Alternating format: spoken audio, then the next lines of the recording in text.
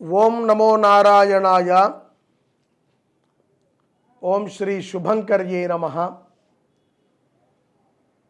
2023వ సంవత్సరము చాలా అత్యంత విశేషమైనటువంటి ఫలితాలని మనందరికీ కూడా ఆ యొక్క పరమాత్మ ప్రసాదించాడు. ఇదే 23వ సంవత్సరం ప్రారంభంలో మనము జనవరి 2వ తారీఖున వైకుంఠ ఏకాదశిని చేసుకున్నాం. ఇప్పుడు డిసెంబర్ 23 శనివారం రోజున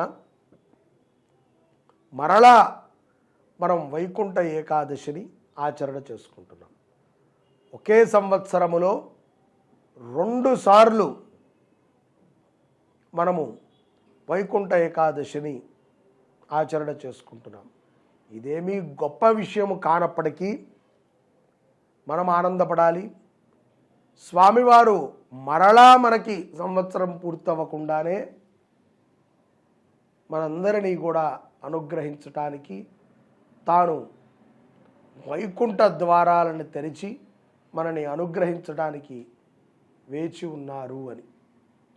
ఈ రోజున అంటే డిసెంబర్ 23 శనివారం రోజున ప్రతి ఒక్కరము కూడా బియ్యపిండితో దీపాన్ని చేసుకుని దీప ప్రతిమలాగా చేసుకుని బ్రహ్మ ముహూర్తము అంటే ఉదయం 4:45 నుంచి సూర్యాస్తమయమయ్యే వరకు అంటే రాత్రి 7 గంటల వరకు కూడా బియ్యపిండితో దీప ప్రతిమను చేసుకుని ఆవు నేతితో దీపారాధనని మనము చేయటము ద్వారా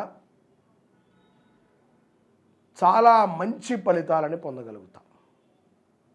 శనివారము పూట అఖండ దీపాన్ని పెట్టినట్లయితే గనక మన గృహములో ఉన్నటువంటి దారిద్ర్యం మొత్తము తొలగుతుంది.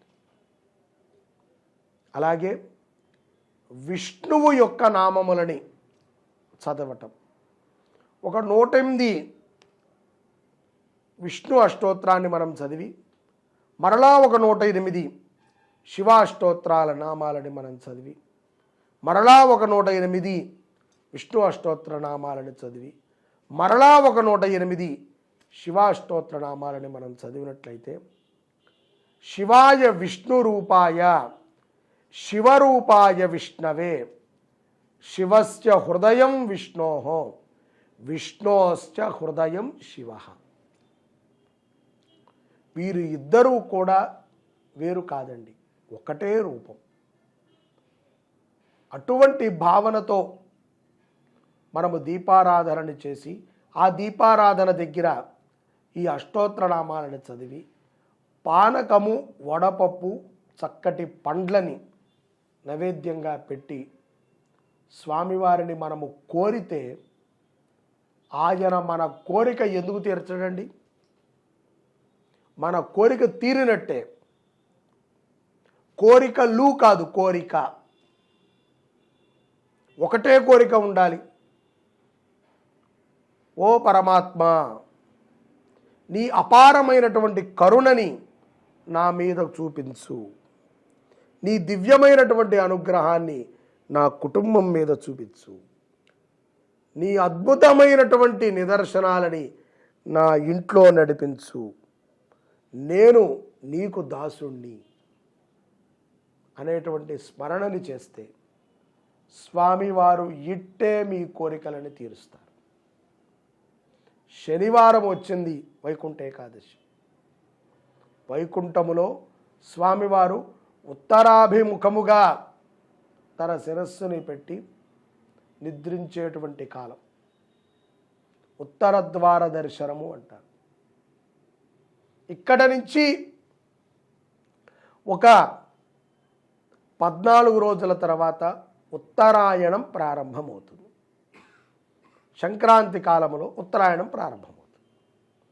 కాబట్టి ఆ ఉత్తరాయణ ప్రారంభానికి సంబంధించినటువంటి పర్వదినము కాబట్టి దీన్ని ఉత్తర ద్వార దర్శనము వైకుంఠ ఏకాదశి అంట.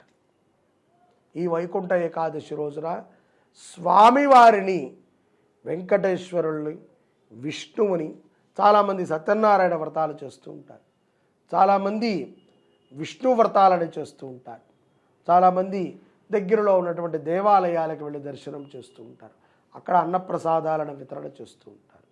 చాలా మంచిది.